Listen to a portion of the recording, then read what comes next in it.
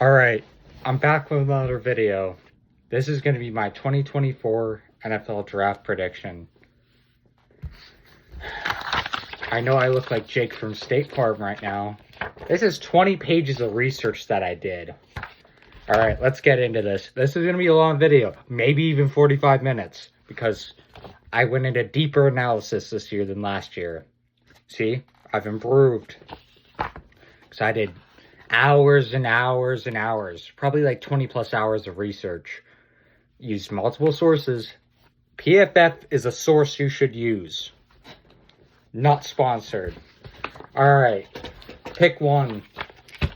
I might be reading off of this because it's a lot of information.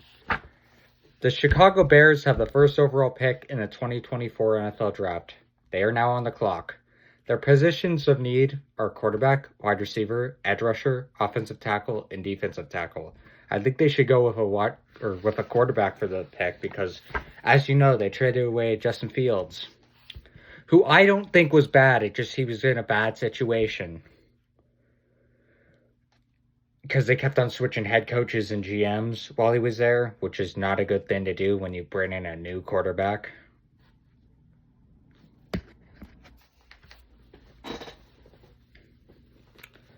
I think he will do well with the Steelers since that's the perfect situation for him at the moment. I think they should draft Caleb Williams with this pick. I know it's a no-brainer. All right, the pick is in.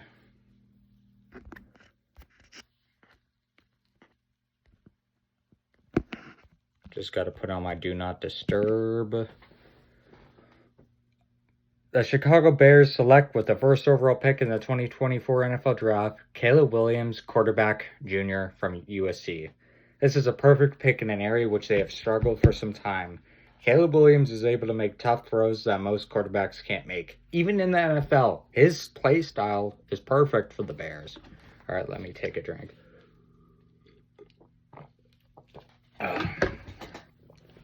He's a very immobile quarterback, which has given him the ability to extend plays when he goes outside of the pocket. He's a productive player, which caused his team to be able to stay in games against better teams since USC hasn't been known for many years to be that great in college. They used to be good, but not anymore. Let me turn the page. He's able to get air under deep throws, which means that he's less likely to underthrow his wide receivers. He keeps his eyes alive when going out of the pocket, which is good since not keeping your eyes and arms focused is what causes quarterbacks to get sacked when outside of the pocket. He will reset himself in the pocket to get better throwing angles. Not a lot of quarterbacks do this. They think, oh, if I reset myself, I'll get sacked. Wrong. You won't have as great throwing angles if you don't every so often reset yourself if you don't have any good throwing angles. Meaning, how do I put this? Sometimes you just have to reset yourself in the pocket. He's 6'1", which is average at best for a quarterback, and weighs 214, which he might need to put on some size, which he probably will if he goes to the Chicago Bears, eating that deep dish pizza. That's going to be good, though. He needs to get at least up to 225, maybe 230. Because if he's hit by a linebacker who, they weigh 245, 250, it's going to hurt, and he might get injured. A rib might break. Because that's what happened to RG3. He was too little, and he got smacked, basically, by a linebacker, and his leg got broken, and then his career slowly degraded. Only weakness that I see is that during the draft combine, he refused to let even teams who were interested in drafting him, see his medical records, which you're supposed to do. It's your medical records. If this were the old days, like a few years ago, teams wouldn't draft you because guess what? They need to see that you're healthy. They want to make sure that all your vitals are good because they don't want you having an illness. Or they don't want something wrong, maybe you got a fracture during the off season. It's just early signs of him being a diva, but hopefully this isn't the case. He's a good player, but you need to have teams see your medical records so that they know that there's nothing wrong with you. You need to make sure that there's absolutely no reason why they should not draft you. So take notes, Caleb. All right, pick number 2. Let's go. The Washington Commanders have the 2nd overall pick in the 2024 NFL Draft. Their positions of need are quarterback, offensive tackle, edge rusher, cornerback, and wide receiver. They are now on the clock. Many people will be surprised by my reasoning for predicting the pick. Had this been a few months ago, I would have said Marvin Harrison Jr., but they need a quarterback because they traded away Sam Howell, who I do not think was that bad. He was okay. Maybe not a franchise guy, even though when they drafted him, because wasn't he like a 2nd round pick? 1st round? He was like one of like the top quarterbacks coming out of college the year he was drafted. He just couldn't translate because he's on a dog shit team. They need a quarterback. All right, the pick is now in. The Washington Commanders select with the 2nd overall pick in the 2024 NFL Draft, Jayden Daniels, quarterback, senior, LSU. This is a great pick. Now, you may say, why this pick? Because they need a quarterback.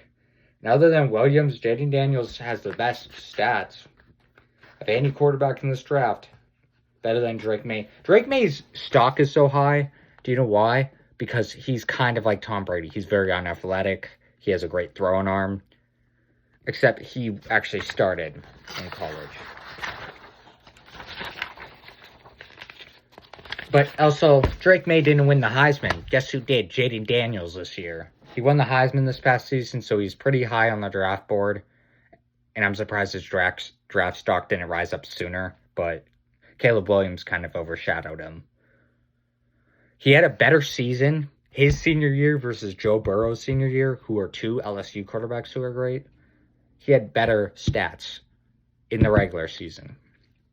He is 6'4" and he's really agile, which is the perfect size for a quarterback. If you're 6'3" and above, you're like kind of like John Elway, because John Elway was like the perfect size for a quarterback, 6'4". He is the first player in the FBS to throw for 12,000 yards and run for 3,000 yards during his entire career in college football. He has a pretty impressive resume. Last season, he threw for 40 touchdowns and 4 interceptions. He threw for 3,812 yards, ran for 1,134 yards, which is an LSU record. He averaged 11.7 yards per throw and 8.2 yards per rush. He led the league in both yards per throw and yards per rush, which has not been done since 1996, which is the last year that the Cowboys won the Super Bowl, but we're not going to mention that. I already did, though. He won the Heisman, the Johnny Unitas Golden Arm, Walter Camp Player of the Year Award, and Davey O'Brien Award. He has a pretty impressive resume just in the past year alone. His strengths are, he has an impressive football IQ, he recognizes pre-snap pressure and counters it.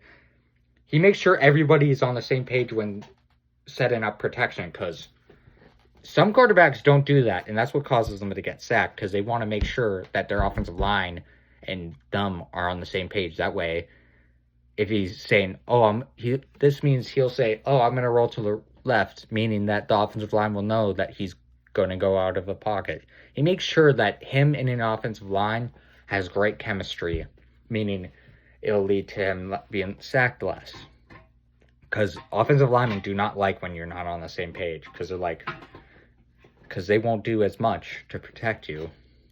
Because they're like, this dude's trying to be a diva.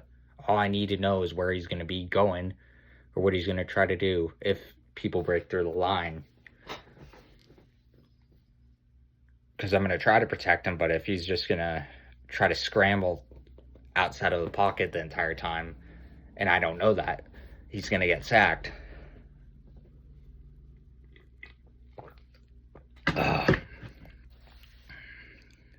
He reads the field with good rhythm through his progressions. He's willing to plant his flag and attack defenses from the pocket, which is good. Being in the pocket is good, because you don't want... It's good to go outside of the pocket every so often, but you're not going to survive in the NFL if you just did what Lamar does.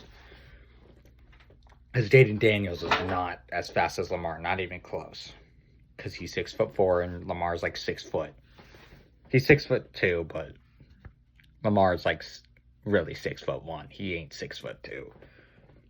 I know, because his draft measurement said that he was 6 foot in 3/4. And then they did another measurement, and he was 6'1". Well, that was also, he didn't run in, he ran at the Louisville Pro Day. So he was 6'1" and 3/4. But I'm getting off topic. He maintains passing platform when sliding around in the pocket. He made footwork as a passer priority during his career. He's an anticipatory thrower with accuracy and feel for attacking zone windows. He can turn scrambles into back-breaking plays. This is all my research. This took me like 4 hours to type because I had to do a lot of research. Well, it took me maybe 4 hours in total, but my group chat called me, so that slowed me down. So, thanks a lot, Dustin. I love you, but you kind of interrupted me writing the script because it took a lot longer when you're on call for 2 hours. I tried to type, but outside noises can distract anybody. And you don't do your homework while you're on group chat with somebody. And he has the speed to keep defenses honest with zone read concepts. His weaknesses are he tends to drop his eyes down in the pocket when he looks to scramble, which tends to cause him to get sacked. He has below average placement on deep throws, which causes him to underthrow his receiver on deep throws at times. That can be problematic. In the NFL, you've seen many players who were great in college but had that problem, but turn out to be busts, like always underthrowing their receivers, kind of like Blake Bortles. But I don't think that, I think he'll work on that because he's still pretty young. No, he's a senior, but he can develop. It doesn't matter your age. You're going to develop in the NFL if you're surrounded by a good team and good coaches. But I think he's going to be a great player because I've seen him play. He's a good player. He's less accurate when he is scrambling rather than when he is rolling out. But that is a problem that even prime, like elite NFL players have. Patrick Mahomes is better at rolling out than he's scrambling, better at rolling out and passing than he is scrambling and passing, because scrambling, it's really hard to do, because rolling out is like throwing on the run. It's not scrambling and passing. Like, yeah. He has a tendency to fall off of fade throws, which causes them to come up a bit short. And his size. He is only at 210 pounds, which puts him in the definition of lanky, because he is 6'4" and only 210 pounds. He will need to put on some weight so that he will be less prone to injuries, since quarterbacks who are lanky are more prone to injuries since they are smaller. If he gets to 220, 225, he'll be fine and won't be as prone to injury. The New England Patriots have the 3rd overall pick in the 2024 NFL Draft.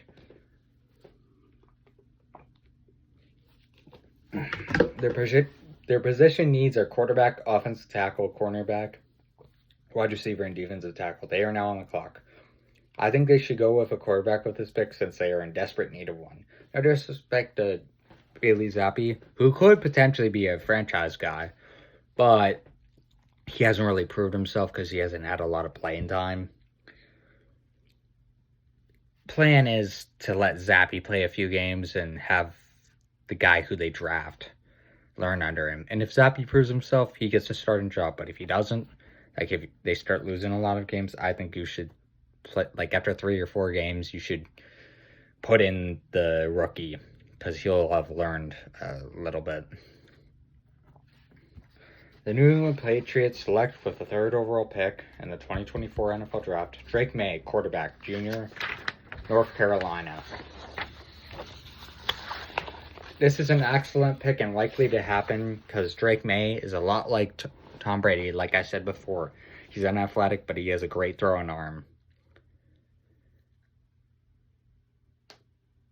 He is 6'4" and 223 pounds. His strengths are he has 2 years of starting experience and is still very moldable. He is a 2-time team captain with prototypical size and frame. Now back to the junior part. He's technically a redshirt sophomore, but that's pretty much a junior. The ball comes off his hand with a tight spiral and good velocity. he can expedite operation time and release when pressure closes in. I said he is a two-time team captain with prototypical size and frame. He has unquestionable arm talent to connect with from challenging angles. He's a fearless passer with the guts and arm to whip the ball into tight windows. He's a quick pocket climber with discipline to continue searching for targets. He has mobility to slide free of pocket traffic and toughness to go get needed yards, and he has showed flashes of the clutch game during his career, kind of like Tom Brady did in college. I'm saying he potentially has a clutch gene. I've watched him play. His weaknesses are he struggles against pressure looks. His inefficient throwing motion creates inconsistencies in accuracy. His receivers had to chase too many intermediate throws into the turf. He leaves the ball behind crossing routes and RPO targets. He gets too comfortable when initial reads aren't clear and clean, and his 16 career interceptions were mostly earned with poor decisions or throws. Overall, he has some work to do, but he's still pretty young. He's only like 21, which is the youngest you can really enter the league at. This is a great pick, since Drake May is so young and is on pace to develop more. He has some room for improvement because he declared for the NFL draft as soon as he was eligible, but he will be able to develop with the Patriots since it is an organization that's known for developing players.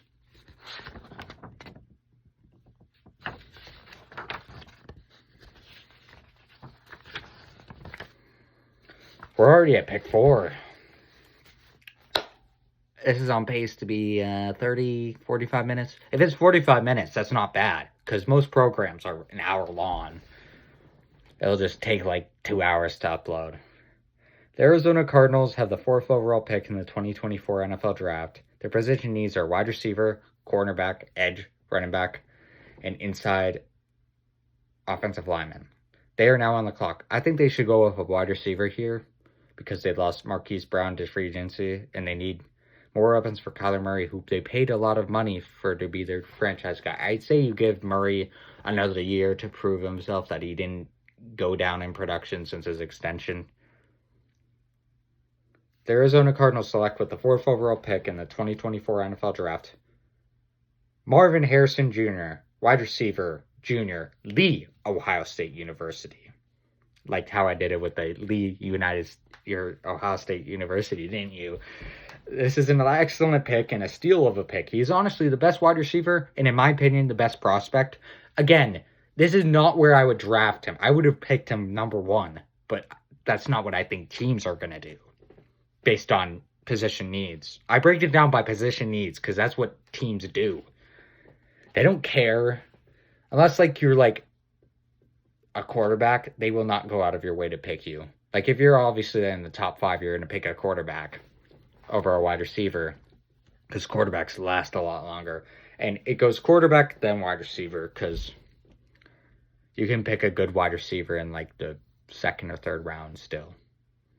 I mean, that's what they did. Antonio Brown was a 5th-round pick. People forget about that.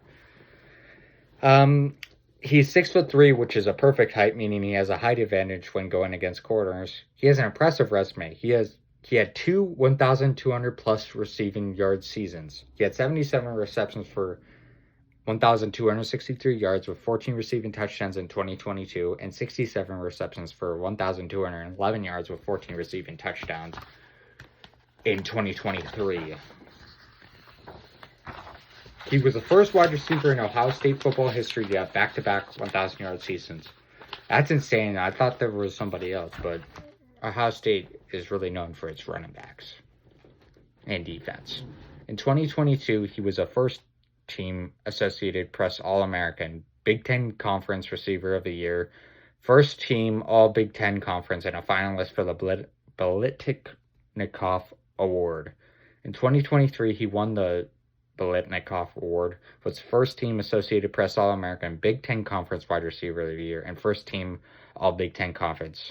He has a pretty impressive resume under his belt, and I knew as soon as I first saw him play that he had the potential to be a top 10 pick. I just have this assumption about players, and I'm usually right. Because I possess such a high football IQ, just from watching football, People say I should be a draft analyst or an NFL analyst or announce the games. NFL, call me. Or Jerry Jones, call me to be your GM. Because I would do a hell of a lot better than you at drafting and signing players. I would have actually done something in free agency this year. I could tell this because Harrison possesses a great football IQ, so he can outsmart corners and other defensive player, which gives him a huge advantage over other players, which is pretty rare for a wide receiver to have a football IQ as great as Harrison does. His strengths are that he has exceptional production as a high volume, high impact target. He runs routes with threatening pace and is sudden out of breaks. He has great rhythm and body control, snapping off comeback routes. He uses speed changes to create indecisiveness in cornerbacks.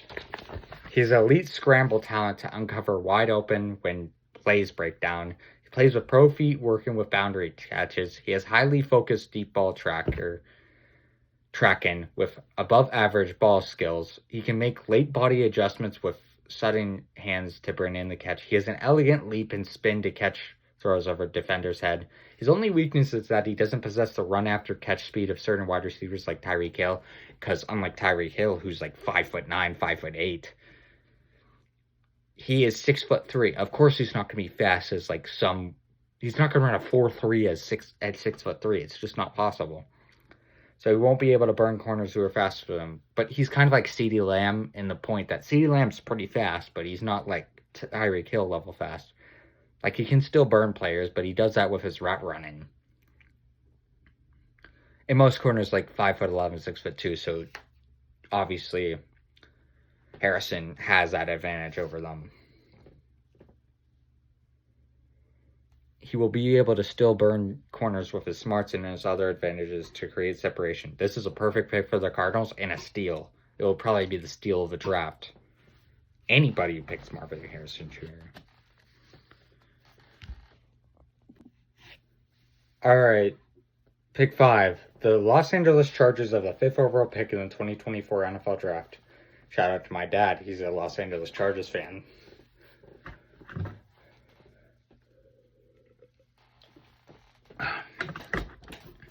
Feel bad for him. Their position needs are wide receiver, cornerback, inside offensive lineman, offensive tackle, and running back. They are now on the clock.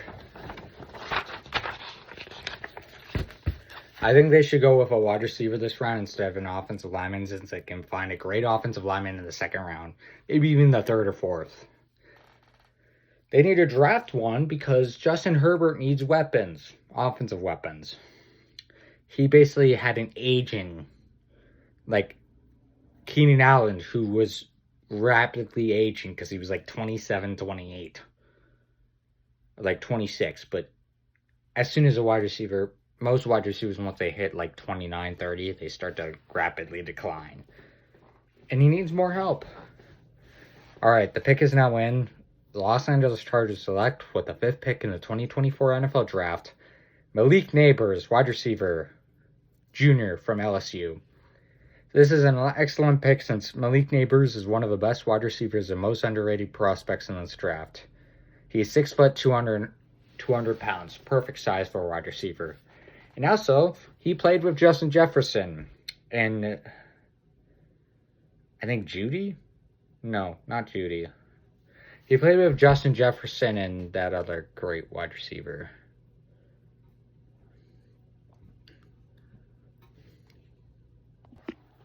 He played with Justin Jefferson and Jamar Chase, who were both from LSU. And some people say he might even be better than they are because he outranks them both when it comes to route running and speed.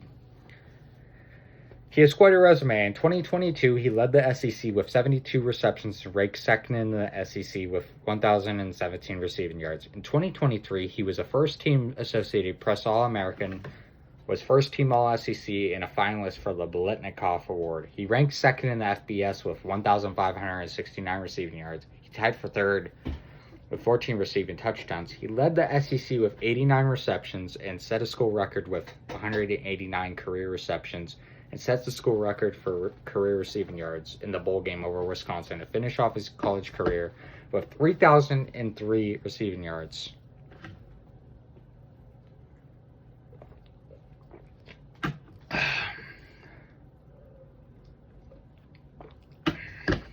Sorry, I just need to drink every so often.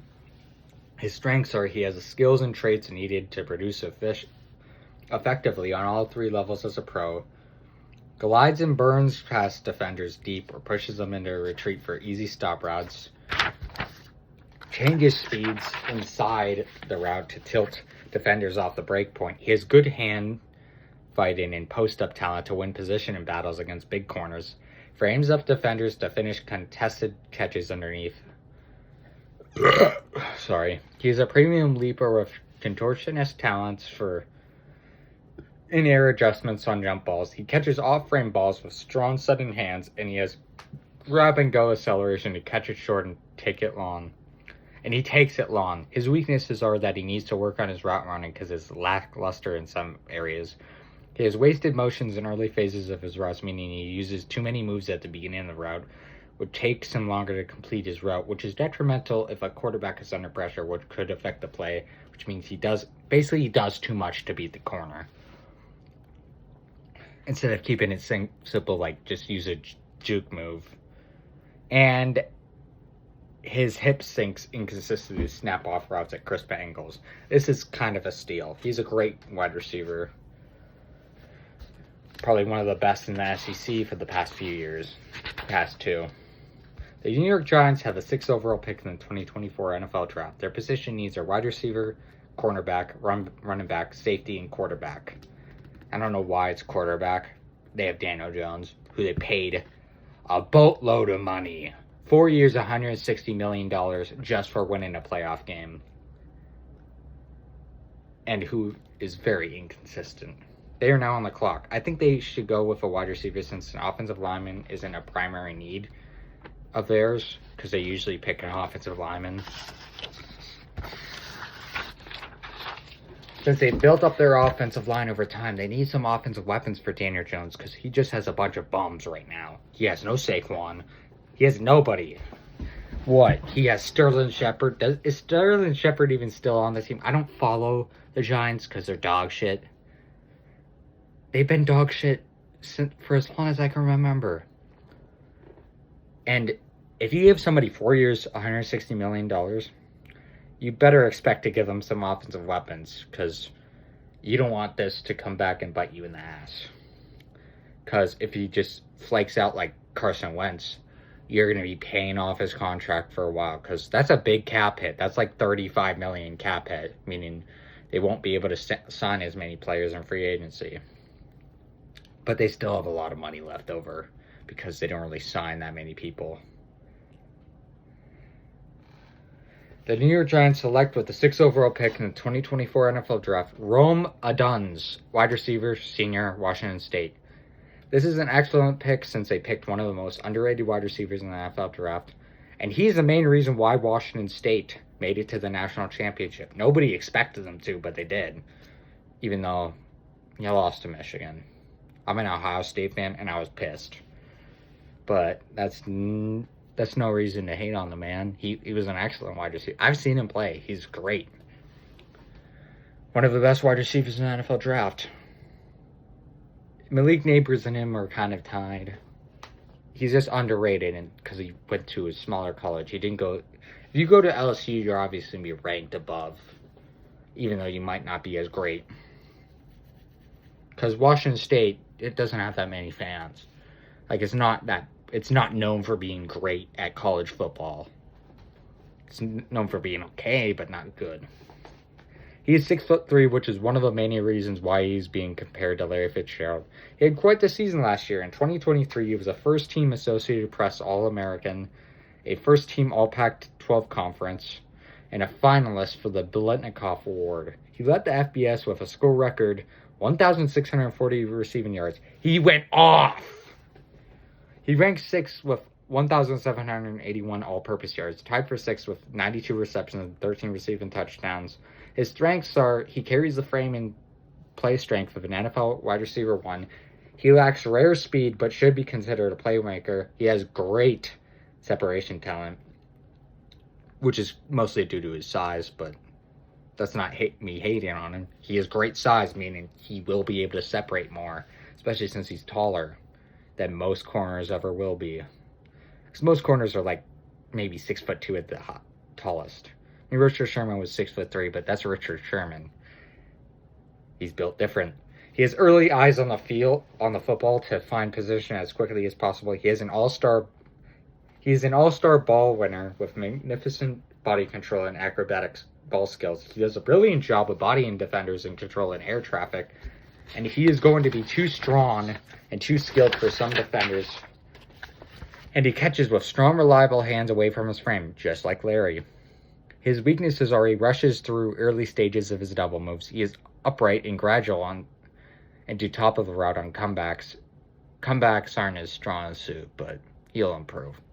He is too content on taking 50-50 battles rather than operating on top suit. He would be faster if he didn't try to like dominate the corner during 50-50 battles instead of just running right past them, because he's all about dominating corners. And some attention to detail is missing from his routes. He'll improve. He's only in college. It's not like it's too late for him. He's only like, 22? That's still young.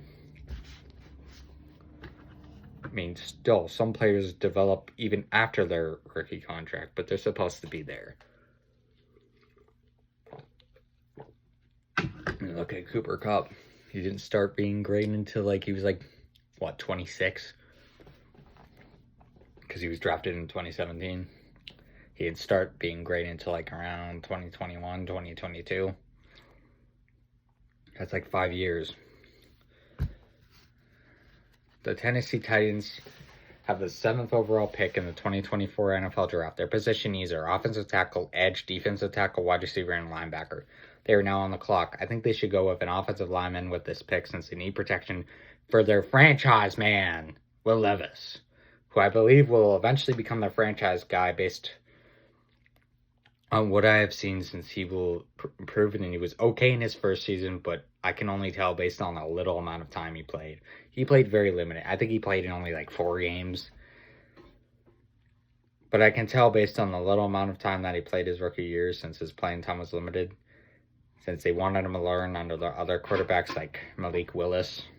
He's a franchise guy in their mind, because why else would they draft him in the first round or in the second round? Because he should have gone in the first round, but that was a steal that they did. Quarterback class was not that great that year, though. It was pretty much C.J. Stroud. He needs more offensive weapons and offensive protection so he doesn't have to run for his life every play. Having a great offensive line is what causes great quarterbacks to develop. You could be a great quarterback, but you could become a bust if you just have to run for your life. Kind of like Dwayne Haskins. Dwayne Haskins was great. Great arm strength, but Washington football team, because it was Washington football team at the time, or Washington Redskins, had a dog shit offensive line. Rest in peace. Having a bad offensive line is why some great college players have become busts. I'm talking about college quarterbacks. The Tennessee Titans select for the 7th overall pick in the 2024 NFL Draft Joe Alt, tackle, junior from Notre Dame. This is an excellent pick and a steal because they got a beast in Joe Alt, who's the best offensive lineman in the draft and was projected as low as being a top 4 or top 5 pick, and they got him at 7. That's a steal. Only by 2, but that's still a steal because you got a great offensive lineman. He is 6'9", 321 pounds. That's a beast of a man, dude. Wouldn't want to fight that man. He has 10-inch hands, dude. Isn't that tied for, the biggest hands? No, the biggest hands, I think, was, 12-inch during the combine. And he has a vertical of 28 inches and a broad jump of 9'4" inches, which is a lot for a guy's size. Imagine a 300-pound dude 320-plus pound dude jumping 28 inches in the air. It's very hard to do at that size, but that means he's somewhat athletic, although he doesn't look like it. His father was a Pro Bowl tackle, so football is in his blood.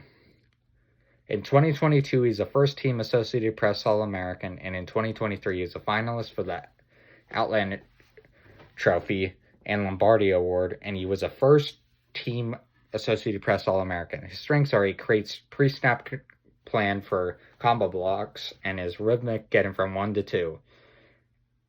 He adjusts stride length and footwork to capture first contact with balance. He maintains feel and keeps feet moving to mirror and ride opponents for block sustain. He scores early with his stiff right hand into rushers inside shoulder and pass pro. His feet are fluid and instinctive to consistently mirror edge-to-edge rush challenges. He uses arm extension to successfully steer arc runners and inside counters off the track, and he is technically sound with good instincts to withstand attacks from twists. His weaknesses are he gets off the snap with excessive forward lean in an attempt to lower pad level. Leverage-based opponents can stand and stall, drive, block, and attempt. He has too much waist bending and not enough chin tuck and protection posture. He is beaten by late movement when feet start to sink too deep. His high center of gravity could make it hard to find emergency breaks against NFL power rushers. So it's a steal. In conclusion, pick 8. We're almost done. By then, it's probably about like 40 minutes, maybe 35. The Atlanta Falcons have the 8th overall pick in the 2024 NFL Draft. Their position needs are edge rusher, cornerback, defensive tackle, safety, and quarterback. They are now on the clock. I personally think since the edge position is a little weak in the draft, meaning there isn't as great of edge rushers, and if they were to draft one, it would be in the second round since they could get either the number 1 or number 2 edge rusher prospect in this draft. It's actually supposed to be projected to go since Alice Turner might go in the late first to second round, who in my opinion is the best edge rusher because of his like size and athleticism. He's a little bit small, but like he makes up for it. He is the most athletic edge rusher I've seen, and out of anybody in this draft, out of any edge rusher in this draft, he's the most athletic. Because he is like 6 foot, 6'1", but he is a beast. He runs like a 4.4, which is pretty fast for a defensive end. And he is way more athletic than Laiatu Latu, who is ranked as the best edge rusher in this draft, including those bums. Mel Kiper, you don't know shit.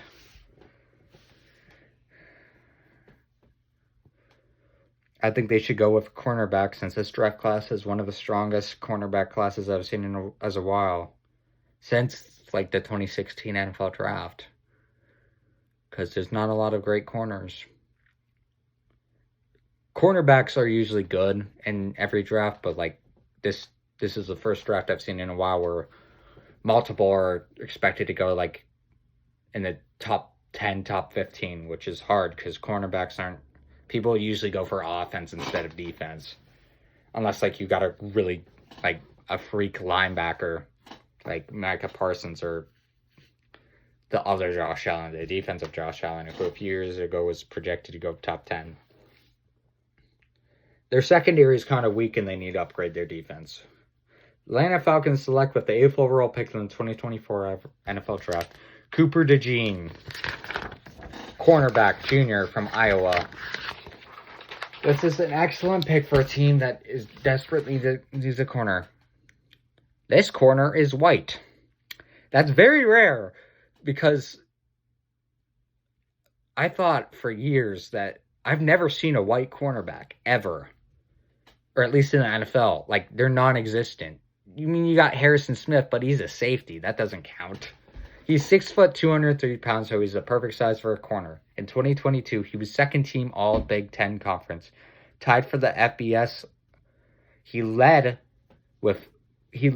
tied for the FBS lead with 3 interceptions returned for touchdowns. He had 75 tackles, 3 tackles for loss, 5 interceptions, 8 pass breakups. In 2023, he was first team Associated Press All-American, Big Ten Defensive Back of the Year, Return Specialist of the Year, first team All Big Ten Conference, finalist for the Jim Thorpe Award and Nagurski Trophy. He had 41 tackles, 2 tackles for loss, 2 interceptions, and 5 pass breakups. His strengths are starting experience at strong safety and cornerback, meaning he could play both. So if you need a safety... So say they need a safety. He could fill in for safety or cornerback. It doesn't matter. He's strong in both positions. Because corners are a lot like safeties, except Safeties are like kind of like last defense. They're more like known for zone than they are like man coverage, whereas cornerbacks can do both. But there's a lot who cornerbacks are really known for man coverage rather than safeties, because they're known for like you need to cover your guy, but safeties are basically like a third or fourth corner on the field. Yeah, they're really known for like zone, because that's what they usually play is zone. They really don't ever play man coverage, because if somebody blows by you when you're a safety, they'll just score because you're the last defense. He's an explosive athlete, hidden markers in height, weight, and speed. He's an instinctive zone defender ready to feast on quarterbacks with poor eye discipline. He tracks the pass and plays the entry point with big bursts to close. He has ball skills of a receiver, kind of like Trayvon Diggs. He finished with 7 career interceptions with 3 returned for scores. He charges hard and slams into pass catchers, and he can provide immediate help as a punt returner and gunner if he is called upon. This is a steal. Sorry about mentioning that he was a white corner, but it kind of is his main attribute, because that's kind of what made him famous. Because, like, you never really see white corners. See maybe white running backs, maybe white wide receivers, white tight ends, but you don't see white cornerbacks. I don't know why. They were like extinct, or at least endangered. No, they were extinct, but luckily he brought them back. Not luckily. It's nice that he's actually good. I've seen him play. He's a great player. Chicago Bears have the 9th overall pick in the 2024 NFL Draft. Their position needs are wide receiver, edge rusher, offensive tackle, and defensive tackle. They are now on the clock. I think since there aren't any wide receivers who are projected to be worthy of a top 10 pick, the Bears should go with an edge rusher rather than a wide receiver or an offensive tackle. They need to upgrade their defense since it needs a lot of work, and an edge rusher is one of their top draft needs.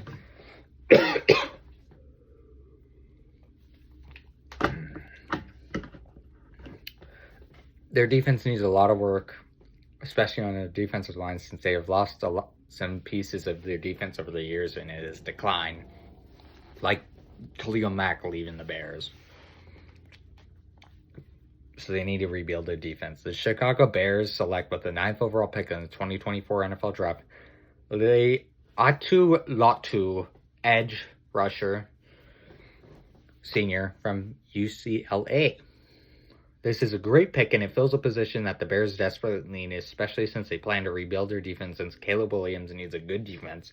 So he develops, since a good defense helps, so the offense doesn't have to worry about scoring every drive, which will be hard since Caleb Williams will just be learning and developing in his first season. He might go the CJ Stroud route, where he plays like he's elite his first season, or he might just be getting used to the NFL since it's a big adjustment.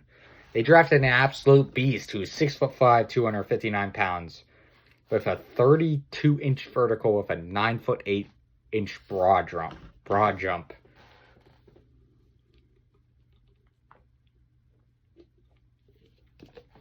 He has an impressive resume. In 2022, he was first team All Pac-12 conference. He led the team with 12.5 tackles for loss, including 10.5 sacks, and had 3 forced fumbles.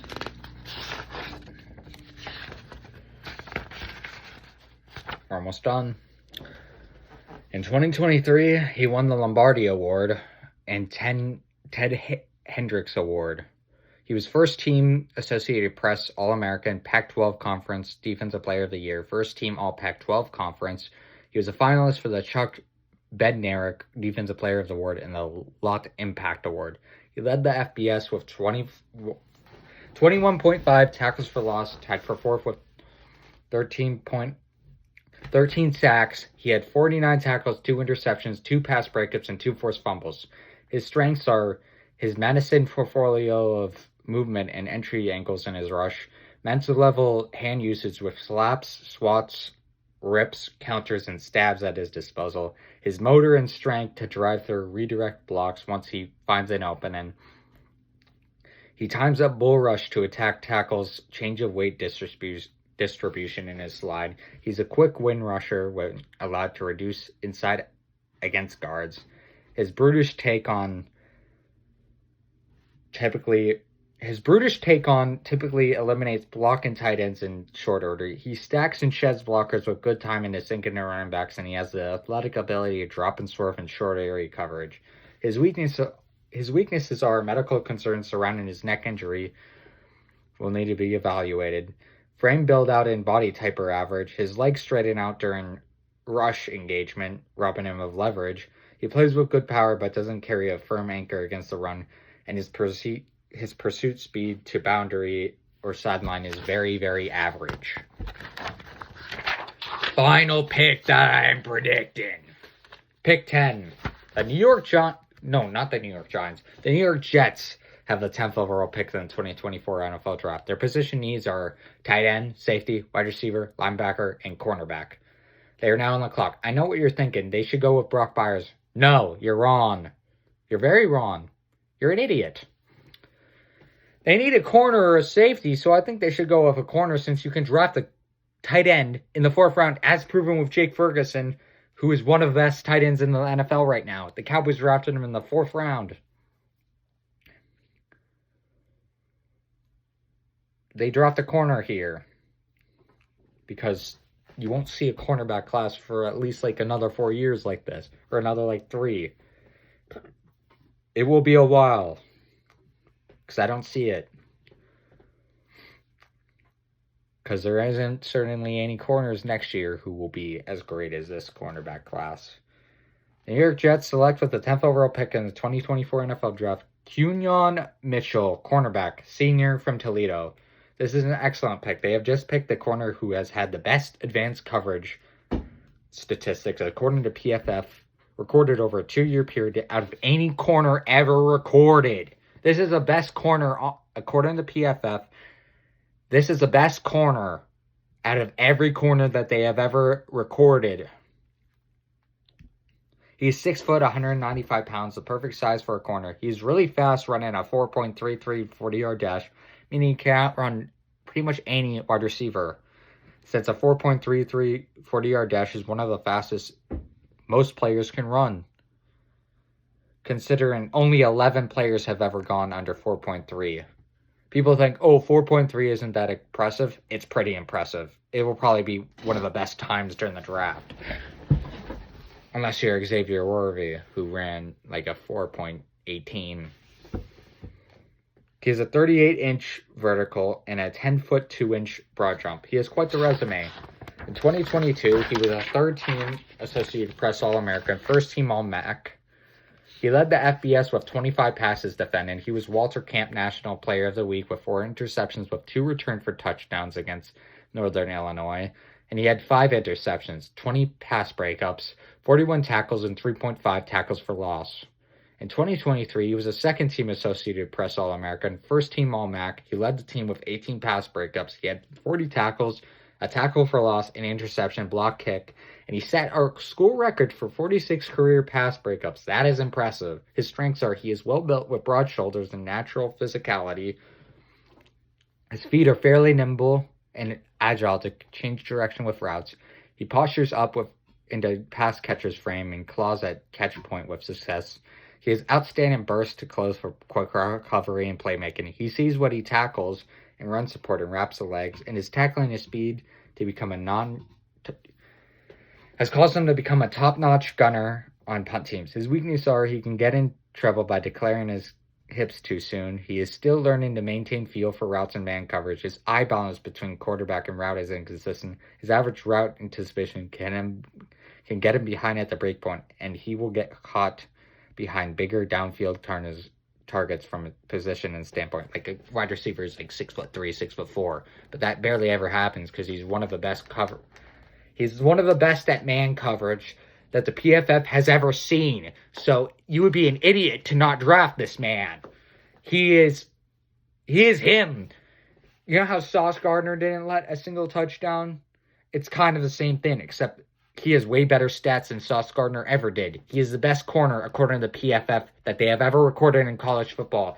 Out of 1,800 corners that they have recorded stats on, this guy is the best. So this would be a steal if the Jets were to pick him, and they are idiots if they don't. Imagine him and Sauce Gardner. unstoppable. Nobody's ever catching a pass ever again on them. All right. I'm done. I'm going to go take a nap because this has been like 45 minutes of recording. It has been a pleasure, and I am 100% right. If they don't pick this, that's on them. But I'm the best at predicting. Mel Kiper, you're not me. You're bad at your job. As a great coach said, who the hell is Mel Kiper?